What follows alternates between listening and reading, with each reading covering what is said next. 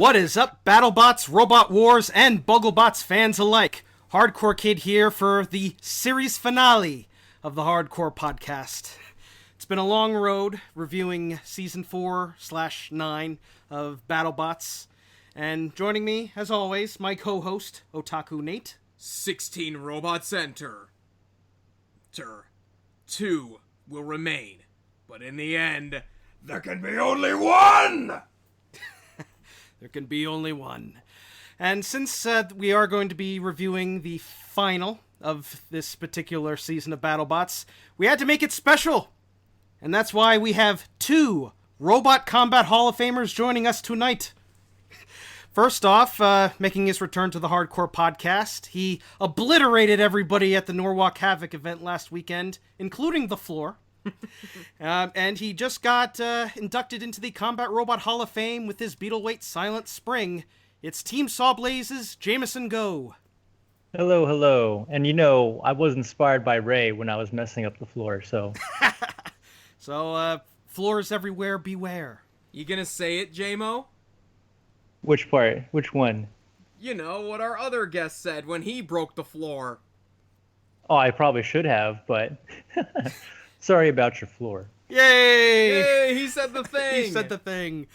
And, since we've been calling this show the Hardcore Podcast, it was only right that we brought on our other guest, the captain of Team Hardcore Robotics. He is the BattleBots Season 2.0 champion, the King of Kinetic Energy, the one, the only, Ray Billings! Yeah, okay, I'm here, and no, I'm not really sorry about the floor. Nobody is. It's great to have you on, Ray. We're huge fans of Tombstone. Hey, glad to be here. Yeah, so basically what we do on this show is we talk about the episodes, talk about the robots, and then we make fun of them, but it's all in good fun. Yeah, as I said, we laugh with you guys, not at you guys. Yeah. So before we get into the episode review, I wanted to go through some of the questions that some of the Tombstone fans had for you, Ray. Sure. And we'll start off with this first question is from Collier Wallace. How much has Tombstone changed over the past few years of competing? There's updates that have to be made every year, so there's always changes. I try to keep it visually similar on the outside so that it's clear that it's the same iconic robot, but there's always improvements to be made. So yeah, a lot of it's just been moving components around inside to try to help out reliability, adding shock mounts to areas that we're breaking. So they're all works in progress. That none of them are ever finished. What do you think about the large abundance of spinners in BattleBots, and do you think BattleBots should change it? It's great to have some measure of variety in combat. You don't want them all to look similar, but I really don't have a problem with them all being a lot similar in how they function. I mean, at its most basic, the Witch Doctor is a vertical spinner, and Sawblaze's spinner is vertical too, but they're totally unique and different robots. So it's okay to have a lot of spinners. I'm fine with that. It's just they need to have some variety in how they look and how they engage the fans. A straight up vertical spinner versus an overhead spinner per se with that one. Absolutely. I mean, it's You definitely don't want a tournament with all of the robots where they're just basically all look the same. You wouldn't want that. And I don't think we have that either. I think each of the spinning robots that are there have their own unique personality. Some of that's just the robots themselves are different. Some of that's certainly all of us weirdos that are building them are a little different too. So, I don't think it's a problem. I don't think it's something that they need to drastically address. So you would like to see different types of weapons in BattleBots, like say more flippers or more crushers types? If they can build them and they're competitive with them, I think that's perfectly fine. I mean, I really like hammers. I think that if they, you get them set up just right, they can be effective. Certainly flippers can be. I think the guys that are building those will be happy to continue to keep going with them, and you'll see them win some matches, certainly. This next question is from My Kai Dragon Craig. And interesting name. And he says, with such immensely powerful weapons in the sport, we see physics itself pushed to its limits as the result of these weapons connecting and damage being inflicted. My question is, what is the oddest, most science-bending thing you've ever witnessed in the battle box? Ooh, science bending. At these sort of force levels, there really isn't any such thing as a solid. Things bend and twist a lot more than you might think they would. And so, I've seen pieces of tool steel bend, an inch and a half out of plane and hit the robot and do some other stuff. And I mean, you wouldn't think it could actually bend that far, but the stuff does. It's like spaghetti under those big hits. So you get some weird effects that you wouldn't normally think of when you're talking about solid objects. This next question is from Joe Aller. It says, any chance of a frame redesign? Maybe something heavier to keep the bot from going airborne? The only way that would happen is if I'm taking weight out of the weapon system. So, short answer, no. I kind of like having the weapon at the weight that it's at. There's some geometry things I might be able to try. Anytime the weapon is spinning wider than the frame is, you end up with more issues. So, I mean, if I could make the body itself maybe a little shorter and put the wheelbase a little wider, I don't currently have any plans to do that, but that would be one way to try to address it. Yeah, Tombstone will always be Tombstone. Yeah. Pretty much. I will say, one of the most frightening bits I've always seen is when Tombstone ricochets off something and then just goes flying. Your fight against Gruff. Oh, that's some crazy stuff. Sure. It definitely makes great entertainment value. It breaks a lot of parts. Speaking of, what happened in the rotator fight that caused Tombstone to explode? Okay. The weapons that are on rotator are fairly thin. They're not nowhere near as thick and as heavy as mine are. And in the one exchange, I ended up upside down so that my weapon bar was at the same height as his top weapon bar when we hit. And his weapon actually happened to kind of hit on the bolt hole that holds the tooth on the weapon bar. And it was just that 1 in a million shot where he hit it, the tooth split in half and came off the weapon bar. Wow. And it shattered and destroyed his weapon at the same time. But in my case, when that happens, it's off balance and it starts shaking things pretty violently inside.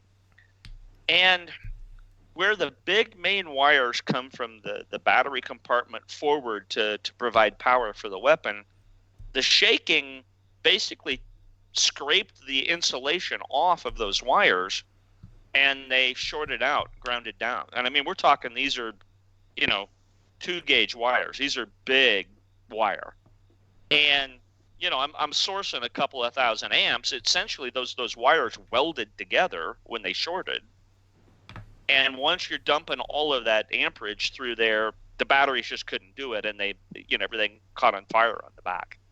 And then from there, it went downhill fast. It turned into a pretty expensive barbecue. Yeah, it's definitely you put on a good show, and I do love how the that promo image that has Tombstone with fire in the back. Yeah, we burned for a long time. The thing was, it was the batteries for the weapon and probably mostly their insulation that was burning. So it had to burn for a long time before that finally moved over into the single LiPo pack that runs the drive. So, honestly, if I had the lipo pack mounted forward or someplace other than in the same compartment with those, it probably could have burned right to the end and it wouldn't have stopped. It would have just kept driving. Nice. Yeah, so we'll pick one more question. This last question is from Justin Young, and he says, Ray, are there any collaborations with any other teams in the future? Well, let's see. In November here next month, I'll be at the Orlando Maker Fair, and I'll be driving a multi-bot with me and Tyler from Team Doom. Oh, Doom Kid. Yeah, you know what? He's a great little driver, man. He is so fun to drive with. So, you know, we won there last year, so we're going to do that again this year. Nice. There's some other, you know, obviously the bigger heavy teams that I work parts with occasionally.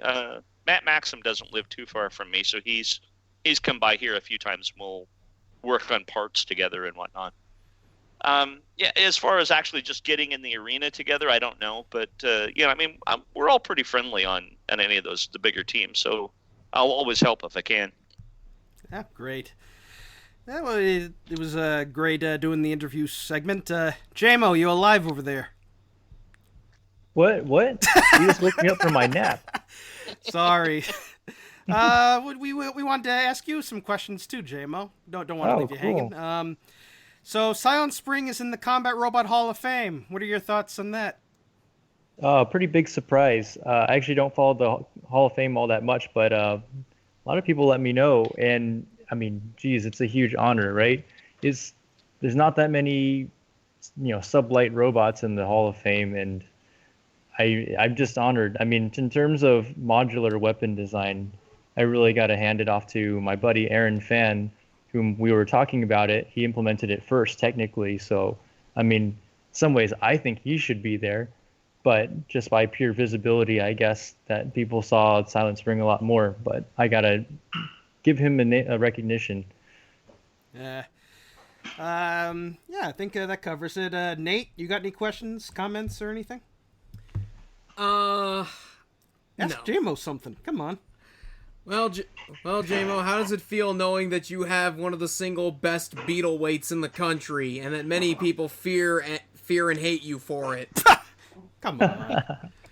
Oh, it's I mean, it's a little intimidating. I mean, I originally built this thing just to make big explosions. I mean, it wasn't supposed to be anything serious, but then people started enjoying the big explosions. I made it more reliable, but then the problem was it started winning.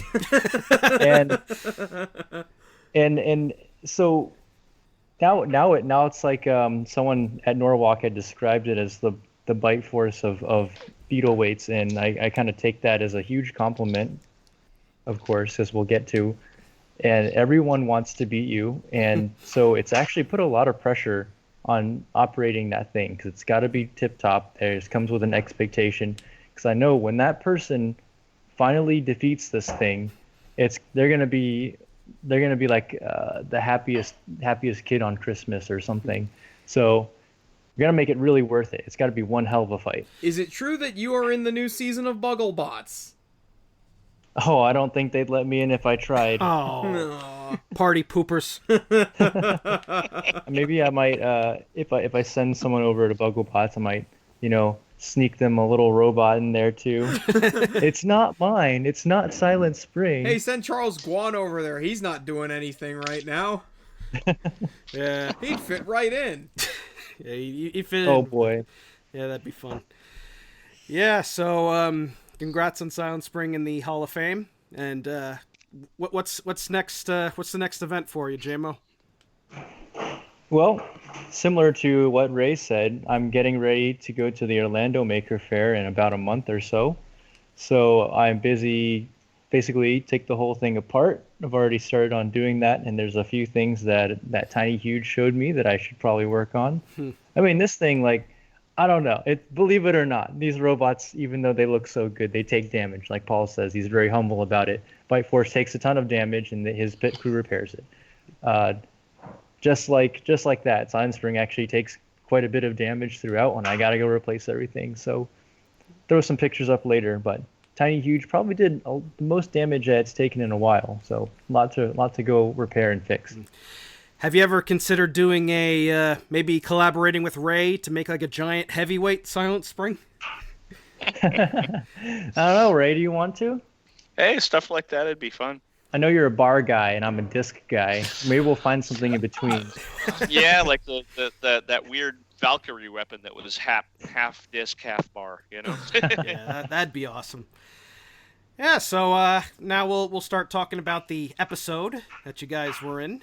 Where we completely forgot the fight order. Well, no, well, I vaguely remember the fight order. I believe the first match was Minotaur versus Death Roll. And oh boy, as we normally like fights that go the distance, and while there was only like one judge's decision in this final, every single fight, almost every fight in this final was highlight worthy.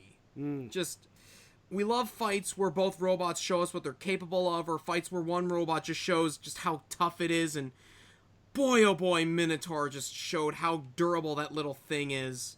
Yeah, and what this match came down to was Death Roll just has more reach in the tooth. Bigger range. Bigger range, so it was just able to hit Minotaur and just keep flipping it over. Mm-hmm. And like, I'm just curious with what happened with Minotaur. Did it get beached on like the wall or something, or was it actually high-sided?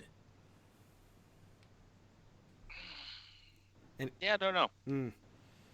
Yeah. Death Roll was on. They were on a roll this year. They really were putting on they were putting on a show on how to win matches. That thing was running really good. Mm-hmm. Yeah, it's definitely our pick for the most improved robot of the season, because when you start out in season 2, they lost their first round, didn't really have much of a chance to show what they were capable of, and then they come back, they make the top 4, and to steal a line from Stephen McCullough over at the Drop Zone, it's an absolute unit. Exactly. Honestly, they ran out of parts. Yeah, they were having they such mentioned a hard time in an interview that they were on like their last set of spares. And When everything did they that was in the everything that was in the robot at that point in time was damaged, and they were just using the best that they had available. Both of those robots healthy, that result might have gone the other way. They were really running well throughout that event. Mm-hmm.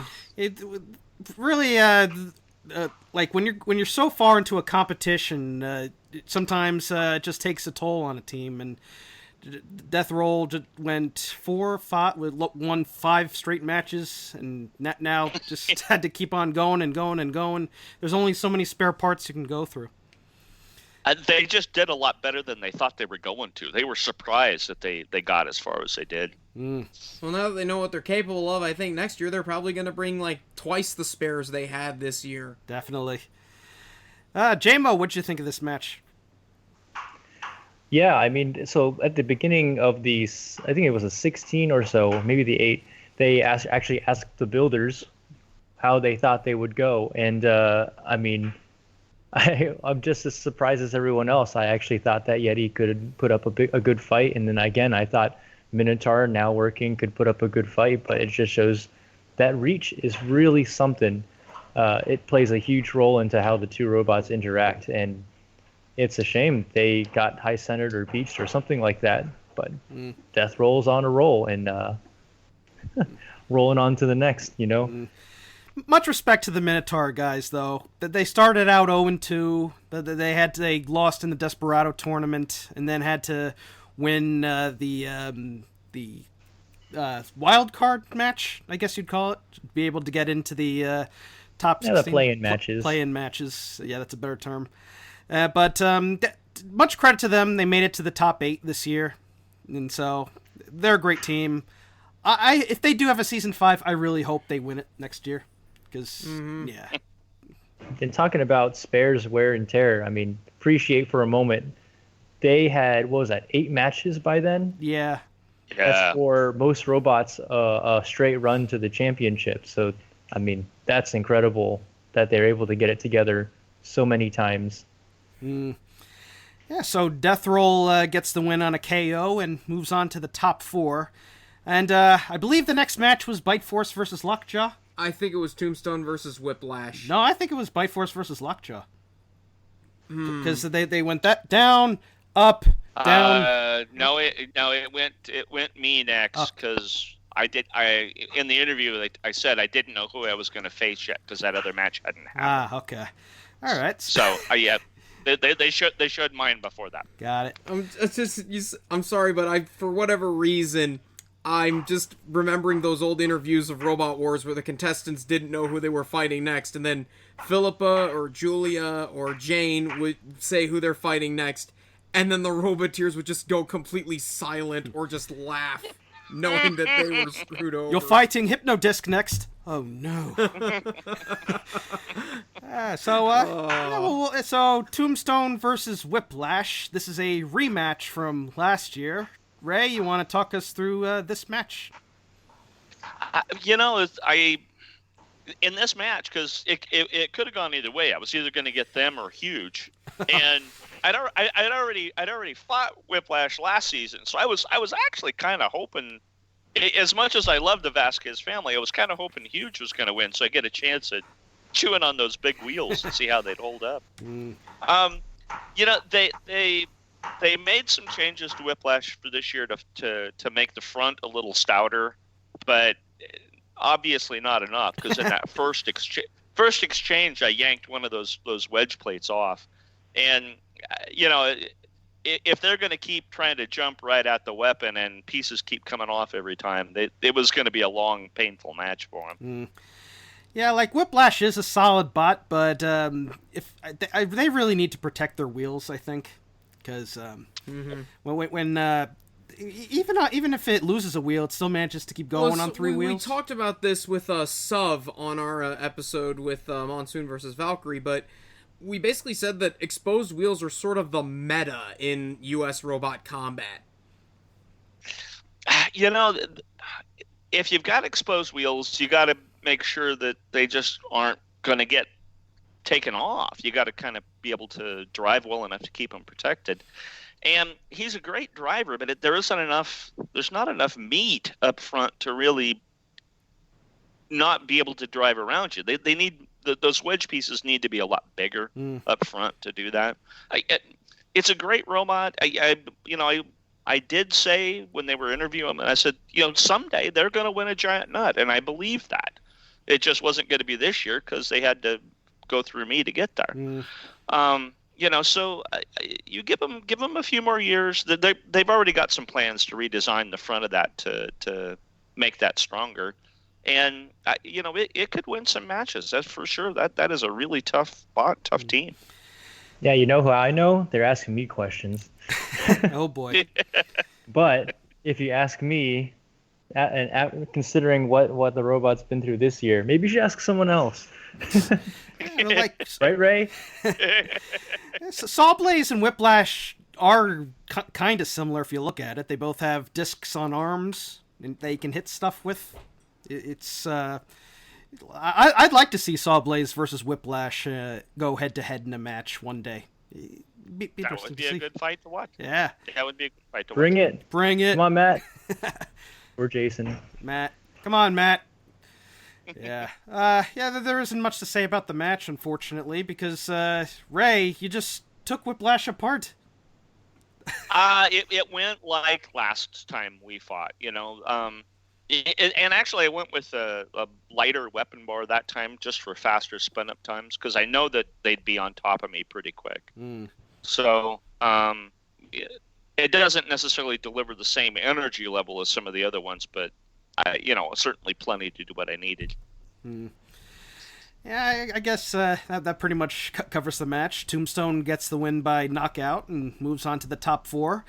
Was the next match Witch Doctor versus Sawblaze? I believe it was.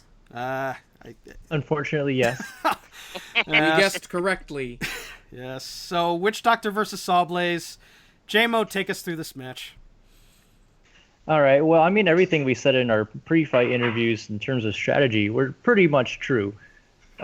We thought we could win the low game, and they were pretty confident that they could just try and drive around us, and I think both of which were fairly true. In the beginning, we were executing a fairly defensive strategy where we try to actually, when they get close, we just want to stick a fork between the discs and kind of back up a little bit. That keeps the edge down, because we had replaced, to increase the drivability after the blacksmith match, we actually replaced these backstops made of rubber from a smaller diameter to a larger diameter. So we always would have good wheel contact on the ground, even if we forced the arm all the way back. So that thing, the arm usually keeps us from doing the wheeling, and feathering it just right so you don't lift your own wheels was very difficult. So we put one that was a little too big, and so that we knew that the front could lift up a little bit. And we were counting on that to not be too big of an issue, because the floor is imperfect. So we're like, okay, let's just average off the top of our head how much those panels are different. And it's like, okay, we'd have to be on a really bad panel to ever get pinged on the edge. Guess what? We were on a really bad panel.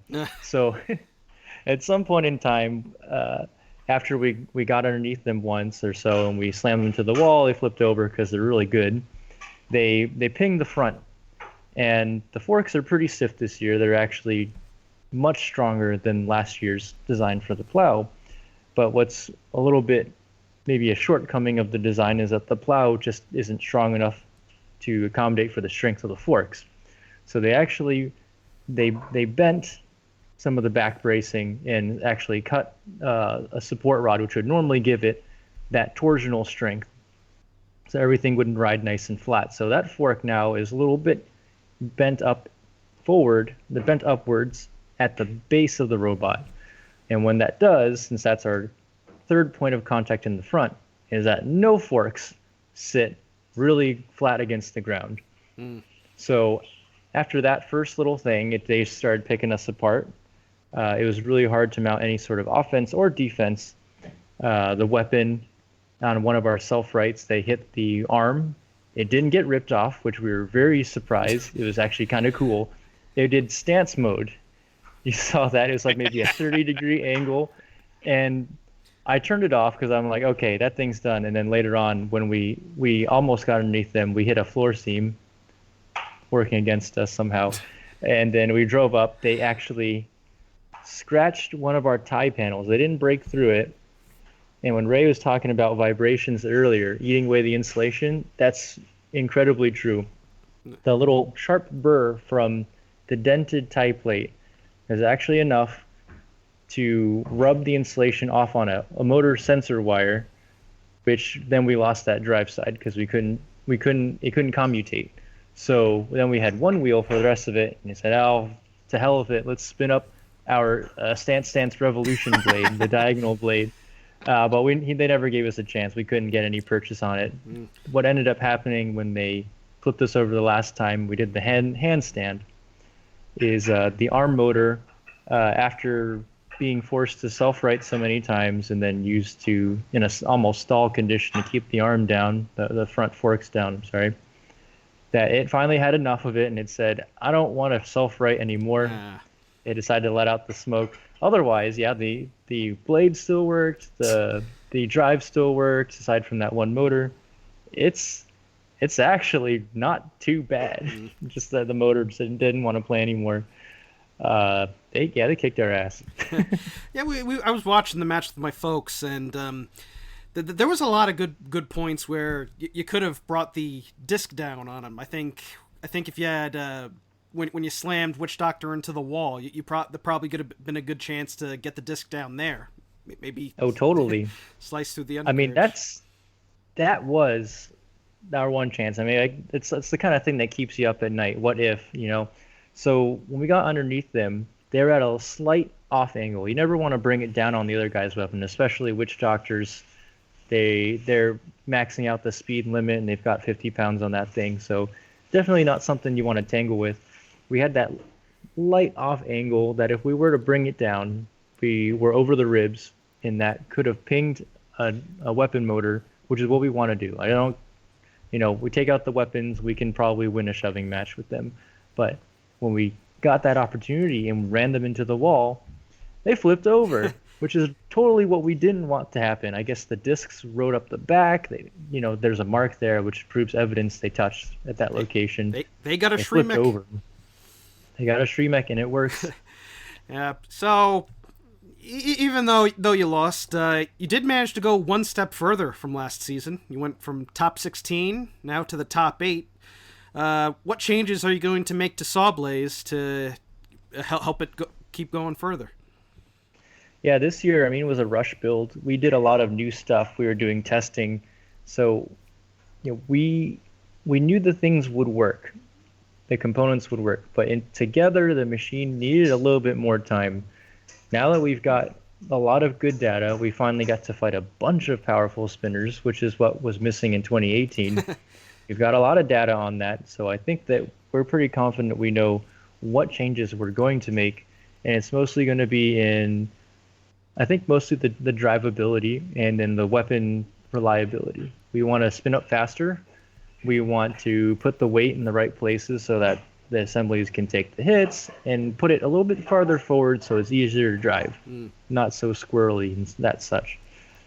So those things taken care of. I mean, I'm gonna call you out, Ray. I'm gonna get you next time. It was a tough match before. I'm sure anytime we fight, it's going to be a tough match again. It's a really solid robot you got.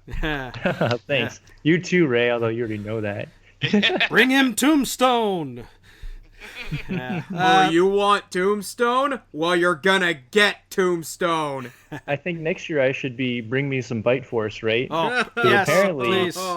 Please. Apparently he's got all the stones, right? That's the one. Yeah, take him out, please. Why are we fighting each other? We should be ganging up on. No kidding. He's been so dominant for so long. We all got a plan for him a little better than we do. Yeah, he's got 3 nuts. We don't want him getting a 4th. Yeah. Yes. Well, that he's got 3 nuts sounds like he's got some sort of medical problem he needs to address. Oh dear. Yeah. But this was a good match. Witch Doctor, as a robot, they've definitely come a long way. I mean, they've taken out just about everybody. They just couldn't take down Bite Force. But this was a good showing by them. They move on to the top 4, and now we get the last of the round of 8. It's the nefarious Bite Force versus the ever crazy driven Don Hudson with Lockjaw. And Lockjaw, I'm impressed, has gotten this far with how many times it's smoked. But it was only a matter of time until Paul came along and made them smoke their last doobie. This was like... It was probably the best fight of the episode. Would you agree? I'd say maybe. There were a lot. I thought all the matches on the show were solid. But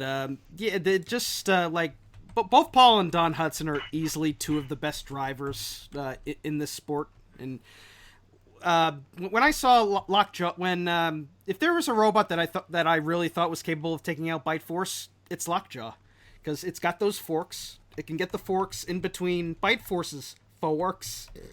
Oh, excuse, and maybe get some hits in. But no, it's just Bite Force. But there's a wrestling team called the Young Bucks, and their gimmick is that they're 2 guys who do a lot of kicks and don't sell anything. Super Kick Party. Bite Force is the master of no selling. Just taking all these hits, just rubbing it off like nothing, coming back and just smashing their opponents. I thought that was Seth Rollins who was the master of no selling. He sells. The only time he sells is when he legitimately gets injured. But this match could have gone either way, but what it really came down to was Lockjaw's weapon stopped working again. They smoked. That was pretty much it.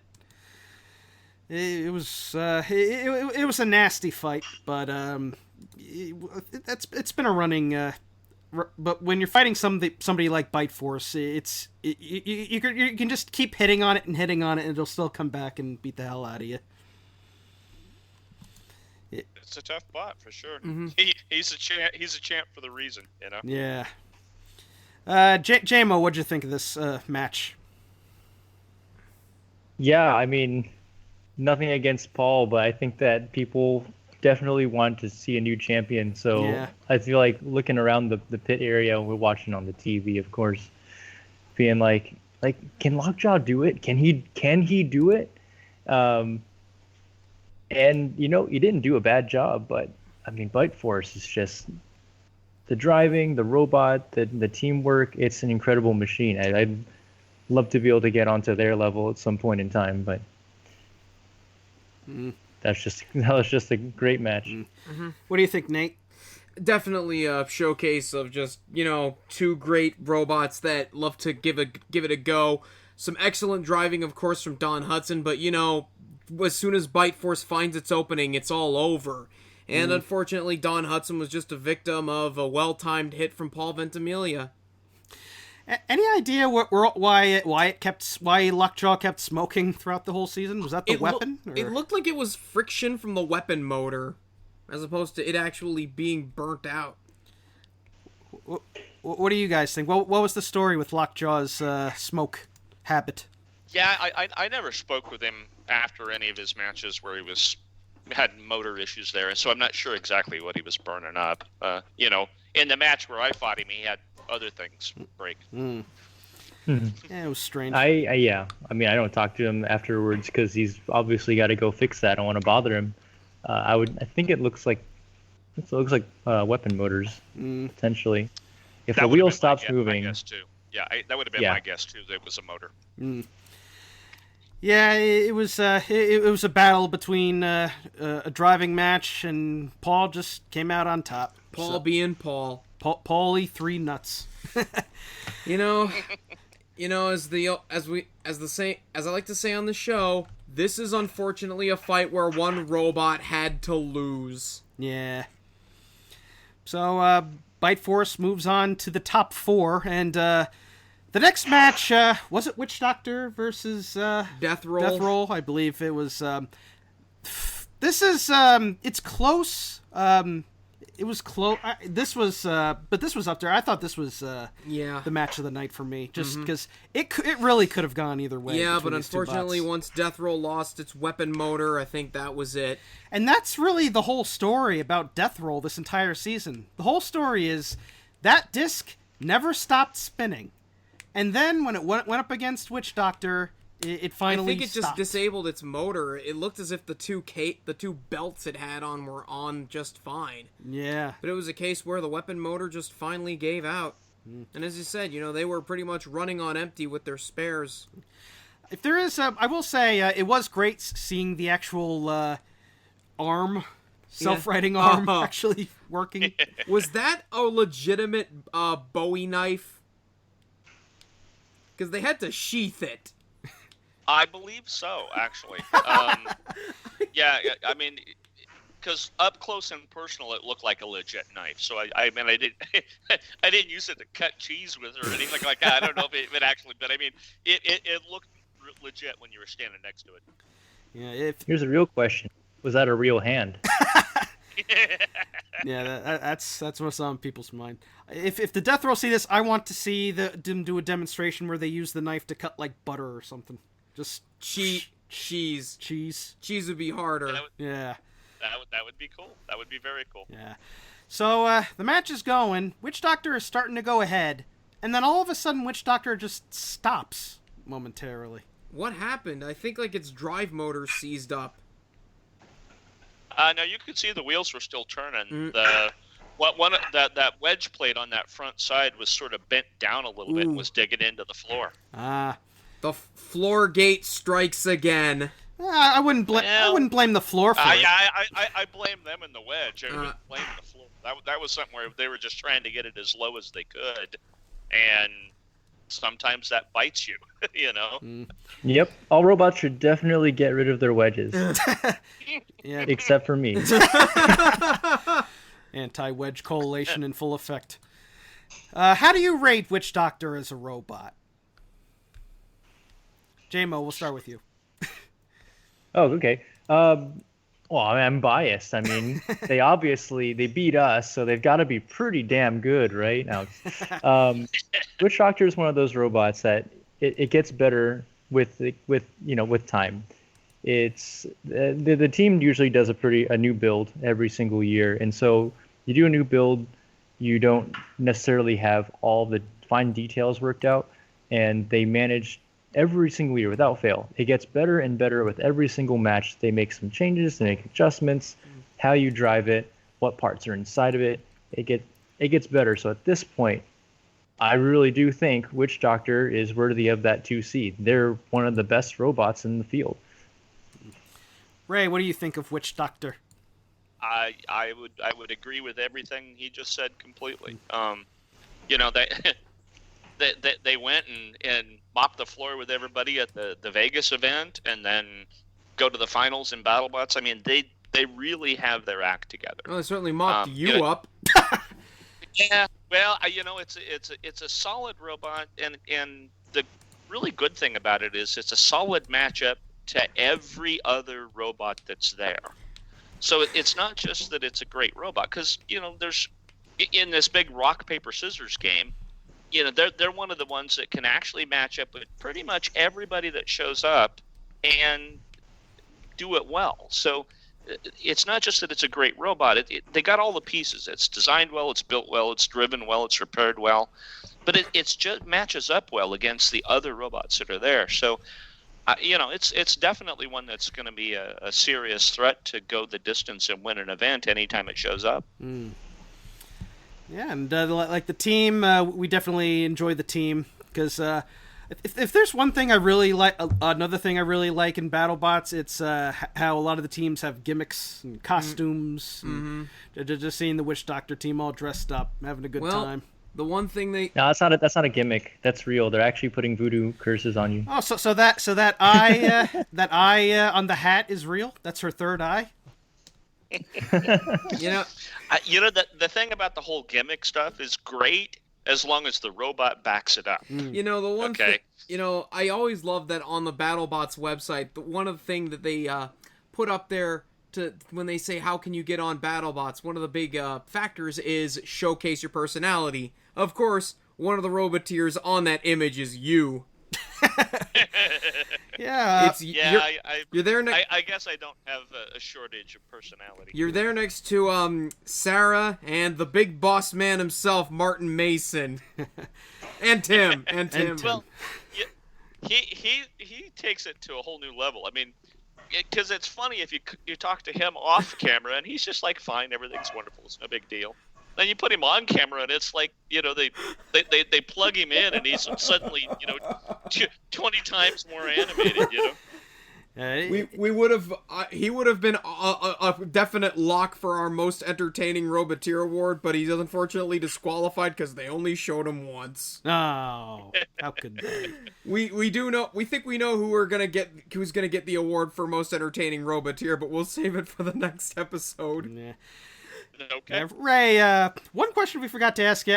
How do you feel about BattleBots essentially making you like the big bad guy of BattleBots? Oh, you know, honestly, it's fine. It's no big deal. I mean, it's in anything that's on TV, you've got to find a way to get people engaged with the show, with the sport. So to do that, they have to. It's not just enough to watch robots fight and tear each other up. You have to actually care about who wins and who loses. And the more polarizing the competitors can be, the better it is for the show. Pay attention, WWE.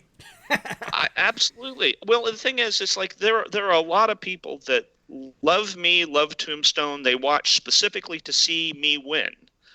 But there's also a pretty sizable percentage that their whole reason for watching is hoping that I don't win and love it if I lose. And I love those fans too, because they watch the show. So to me it's fine. I sleep just fine at night. It doesn't bug me at all. I get some interesting fan mail now and again. But you know what? Even that it's you know I'm the Dale Earnhardt of this. You know, people either loved him or hated him, but they all watched. Well, that's what I am in BattleBots, and I'm okay with that. It doesn't bug me. Hey, we're internally grateful that we have a guy like you entertaining us, entertaining everybody in the sport, and it's great. Which leads us, of course, to the matchup that everybody wanted to see: champion versus champion, Bite Force versus Tombstone. Ray, take it away. No. Oh dear. All right. So honestly, there's at these sort of force levels, weird things happen. So, we had a couple of quick engagements, and then we ended up in this one spot where you get a not a big weapon-to-weapon hit, and it actually was kind of unusual. His weapon bar coming up hit directly on the end of mine, so it didn't hit the cutting edge. It hit right on the edge, out on the edge of the bar. And it wasn't the part where he hit that broke off. You get some sort of weird shockwave that went through the weapon bar, and the piece on the other side is actually what snapped off.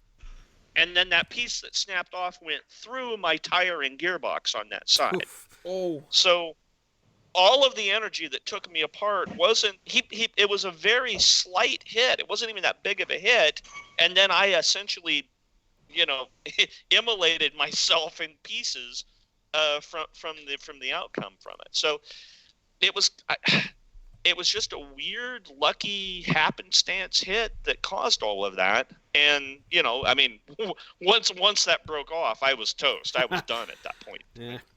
I guess to answer the question, what was the oddest, most science-bending thing ever witnessed? It was the blade breaking on the other side of the hit. And unfortunately, Ray, as much as you may not want it, we have to give that the John Reed Good Hit of the Night award. Yay! It's these things happen in the sport. I can't feel bad about how my season went. I mean, obviously, I would have loved to have that match go differently, but it's luck plays a big part in this game, and I'll just have to try to design some things a little different next time, and hopefully I'll get my chance at revenge and get him next year. So you had going into the match, you had a bunch of different bars to choose from. Why the smaller bar? Well, that was the thickest steel bar that I had. Wow. So it was 1.5 inches thick. So believe it or not, it was chosen specifically because I figured it was the least likely of mine to break. So yeah, a lot of good that did you. Oh dear. Yeah. And I honestly think, everybody's like, well, you should have done this side or the other to try to see if it had a crack. There wasn't any cracks involved. We inspected them pretty close. But I think there might have been just an ever so slight, because it's bladed down to like a 45-degree edge. So there's that sharp edge, and it doesn't take much for a stress riser to start there. And I think there was probably just a slight little chip out of the bar in that spot, and it just gave a spot for a crack to propagate when it got hit. So next time around, I'm going to try some machining them in a slightly different geometry to see if I can, not have a repeat of this. If you were to fight Bite Force again, would you try a different bar, or would you stick with like a similar type of setup? It would be, everything will be new next year, so obviously it's going to be different stuff. I haven't decided if I'm going to go back to S7 as another, just try to machine them slightly different. I may actually use some sort of like an AR type plate instead. Oh no, we're screwed now. It's not as hard, so it doesn't dig into hardened wedges as well, but they don't snap. If they fail, they are just going to bend. And if I'm going to do that, I may just make more of them rather than try to get one weapon bar to survive longer. I just have extra spares of the same type. Yeah, this it was so like this match pretty much showed that Bite Force is like virtually invincible. Just taking that one hit and just completely taking you apart. You know, and well, the thing is, it's he does all the pieces right. It's built well, designed well, it's driven well, it's repaired well. He does everything correct. And one of the things you can say is, well, you can say the same for me, is that he gets lucky a lot. But the reality is, somebody that gets lucky a lot, it's not luck anymore. At this point in time, it's just because he's better prepared than the rest of us are. And all you have to do is walk in his pits, and it's obvious that that's the case. It's the most organized pits in the entire place. Nobody comes close. There's a place for everything, and everything's in its place. It's very well organized. And his whole process is like that, the way the robots are set up and put in the arena. It's just his preparation is better than everybody's else. So he's the multi-time champion because he earned it. JMO, any comments? Yeah, I mean, everything Ray said was right on the money. We're getting there, but I don't have as many bins as Paul does, so I gotta get more bins. Nobody does. I gotta get more bins. Then maybe we can match the performance that he's got. But yeah, I mean, if you're lucky that many times, it's not luck anymore. No. And we need to. Well, we'd like to start to get lucky, but then we'll get good. It's crazy. I mean, the only robot, believe it or not, who has actually beaten Bite Force is Chomp. Think about that. Chomp is the only bot who has beaten Bite Force. And there was a case where luck went against him. It was one lucky shot in just the right spot to disable that weapon. Yeah, so to all the Chomp haters out there, just remember that one L that Paul has is from Chomp. We need Chomp back. Yeah. She's the only one that can save us. Chomp is love. Chomp is life. Yeah, so Bite Force once again moves on to the final round to go up against Witch Doctor. And, so it was the number 1 seed versus the number 2 seed in the top 2. Amazing. So, I think just about a few things to note. I do love the little opening bit where they had Farouk in the middle holding the controller box. Yeah. Have the... My parents immediately asked, hey, what's that? And they said that's holding their controllers.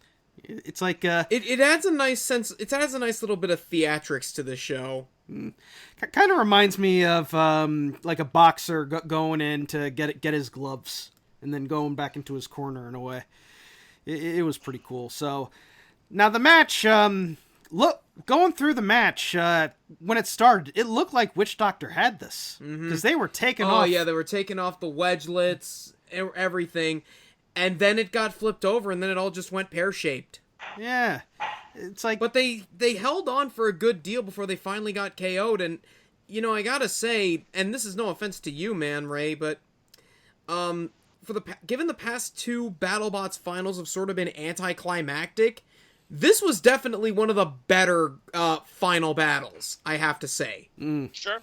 No, I wouldn't disagree with that at all. I mean, it was a great match. It could have. I think if Witch Doctor had just not gone up that one last wedgelet, maybe they could have been able to get Bite Force over. I don't know. It's like Ray said. It's shoulda, coulda, woulda. It's and unfortunately, you cannot fantasy book this match. No, but Bite Force is just a tank. It's the ultimate tank. It can't be reasoned with. It's super tank. JMO, what'd you think of this match? Yeah, I mean, they were so close. That's 75% of wedgelets right out there. But that's the thing, right? The thing, even in this sport, if he's got a weapon, then he's got a chance. And you can look at kind of the driving style. It changes a little bit because they're pretty methodical, very careful. They're taking off the end wedgelets. They start getting the middle ones out. And I don't know if this is true. We got to ask Mike and Andrea. if they thought they had the advantage there or not. Because then I feel like he got a little bit too close, a little bit too forward. Thought they had the advantage and could push that, and that ended up being their demise. I think usually they didn't drive up into them. They were picking them about and things like that. And then that one last engagement, that's all it took. And took a bad hit right to the weapon motor. They got hit by some voodoo. They broke straight through the ribs. And the funny thing, Victor was pointing out in a chat group, he's like, "Hey, I can see my motors," because they actually had to borrow Rotator's drive motors. Wow. For their weapon, and they were custom. He said fancy things. It's like, "Hey, I can see them. I can see their parts." Wow. Yeah, Ray, what'd you think of this match? It was you're right in the fact that it was probably the best final that we've had in the reboot series, to be honest. It was it could have gone either way, and JMO might be right. They probably got a little aggressive, more so than they should have at that point in time. But that's the nature of guys that win championships, is they do know how to play a patient game and get those hits when they need to. So it's Paul got it done. He got it done again. Yeah. So he managed to reclaim his title. And not the result I was hoping for, but I can't be mad at it. Not only do we have, a 3-time Giant Nut winner, but also Paul's from my home state of New Jersey. Yeah, he used to live in Wayne. And Wayne's just like 1 or 2 towns over from where I live. So, as a New Jerseyan, I'm proud. But it's like the thing with the thing with multi-time champions is that, and God bless you too, Ray, but I always want to see a new champion every time. Because, the show, it is the Discovery Channel's highest rated show right now, but it's not going to last forever. Yeah. Because if they have this 5th season, which I'm sure they will, it might be the last, or it might keep going. It might last, who knows, maybe up to like 2025 or something. Who knows? Like that. I gotta say though, the rebooted season, the revival, ever since it moved to Discovery, it's just been so good. And I was worried this season that extra hour could hurt the show, but it's done the exact opposite. It's definitely improved it, because like last year was only an hour long, and and the grand final was only 4 matches. It was the semifinals, final, and the filler match that you had with Tantrum. You killed Tantrum. Yeah, I'm sitting here next to the fist. It's right next to me right now. Oh, I hear it. Nice. Yeah, but the 2 hours definitely benefited it. I thought this episode was a much better grand final than last year. We'll probably go into our full thoughts next time around, but I gotta say, Season 4, if Season 5 is like this and it's the last season, then if it's anything like this season, BattleBots will go out on a high note. Yeah. I think so. The 2 hour episode part, that was a big help as far as getting... There's a little extra time for those pit spaces with Jenny that she did. Yeah. We'll talk about her, too. I think that was a big improvement to the show, and I don't think that would have fit as well in a 1 hour show as it does with a 2 hour show. If BattleBots does have a 5th season, do you think is there room for improvement? Do you think they could make it even better? Well, there's always room for improvement on our part and on theirs. I know that they'd like to have more robots, so a little more variety would be a good thing. I know they're considering some rule changes. I hope they don't get too wild and crazy with that, because things are working right now, so I don't want to get too crazy there. I know they're talking about trying to find some way to encourage walking robots. Get more walkers. We love there. good walkers. So that could add an extra dimension to things. So we'll just have to wait and see what they come up with. But I have no doubt that they're thinking about upgrades just as much as all of us competing are. What do you think, JMO?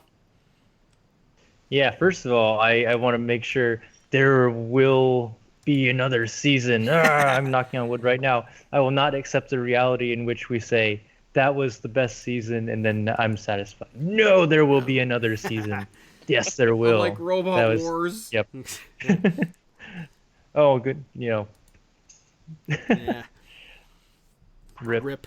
I also hear they're looking at some upgrades to the arena. Well, Hopefully taking out those the panels for the Hellraisers that didn't do anything. or Well, what if they use the oh, Hellraisers? maybe. What if?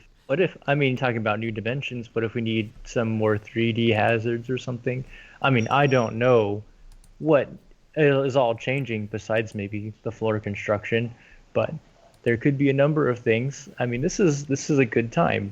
The shows did pretty well, and if we want another season, we've got to make it interesting. Mm-hmm. We need to have some new designs, encourage some diversity, or make the fighting arena somehow different.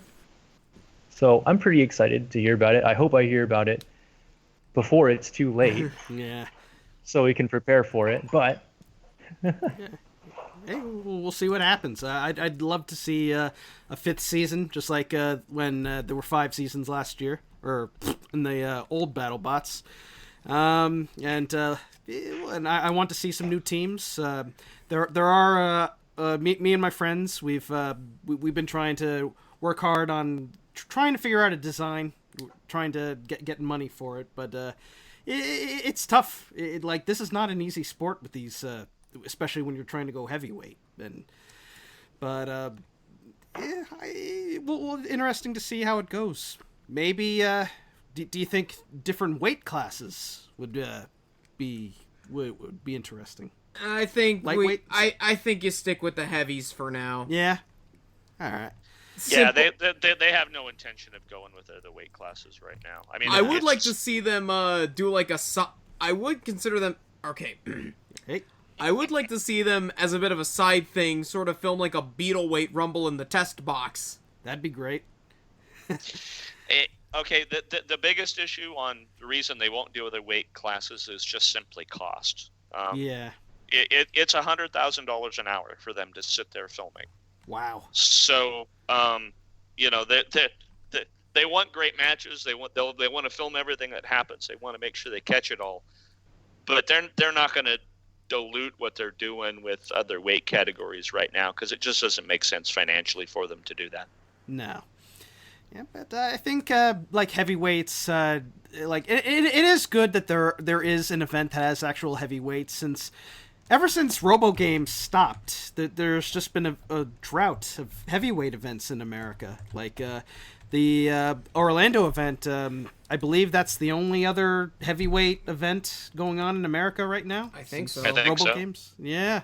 So, yeah, we'll see how it goes, man. But like overall, as far as this grand final goes, on a scale of 1 to 10, I'll give it an 8, because I would have liked to see Witch Doctor as champion, see a new champion, but I was entertained largely by this episode, and I'm glad to have watched it.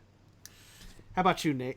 I am going to give this one an 8 out of 10 as well. I think that is a fair rating for this one. Definitely the best, I think it's like since season 1, although I have not seen season 1 in God knows how long, but I think it's the best final we've had since the rebooted season 1 final. How about you, JMO, on a scale of 1 to 10? No bias. oh, real darn! I was totally gonna put bias in it. I mean, I think it was a great episode. The pit segments were really fun. The matches were great as well. And I mean, let's say the first round of 8 or so were somewhat one-sided, but after the 4, I mean, those were some great matches right there. So, I mean, I'd give it a 9 or a 10 out of 10. How about you, Ray? Yeah, I was kind of thinking more along a 9 myself. I mean, I don't know what they could have done a whole lot different on the episode that would have made it any better. The pit segments were good. The matches were all entertaining. We didn't have any what I'd call duds, because No. a lot of the, you're going to get that throughout the tournament. You're going to have some where it's great matches, and then you're going to have some sleepers. And we didn't have anything here. They were all good matches. So no, it was a great event. It's a good way to end this series on a high note. I think it should help us get renewed for another season. I'm sure it will. Like Alex the Hunted has been posting the chart showing the ratings of all the shows, and BattleBots is the highest rated show on the Discovery Channel. Although I have no idea who's watching whatever the heck those other weird shows going on there. Oh, come on. We still can't beat diners, drive-ins, and dives. Come on. I watch that show and I get hungry. Yeah, me too. As you should. Yeah. So that covers it for the grand final. Next week we'll be going through our awards. We'll be picking out awards for competitors, like most entertaining, Roboteer, best match, best most, and etc. All sorts of other things. All sorts of other things. So we'll have a few of our Roboteer buddies with us, picking out the right ones, and who knows? Maybe Tombstone will be on there. Maybe Sawblaze will be on there. We hereby dub this episode the. It's just the. Come on. All right. Here we go. Okay. We hereby dub this show the Just for Fun, Please Don't Take It Seriously awards show. Yeah. So, unfortunately, there's no giant bolts, but we'll have pretty little MS Paint certificates for the winners.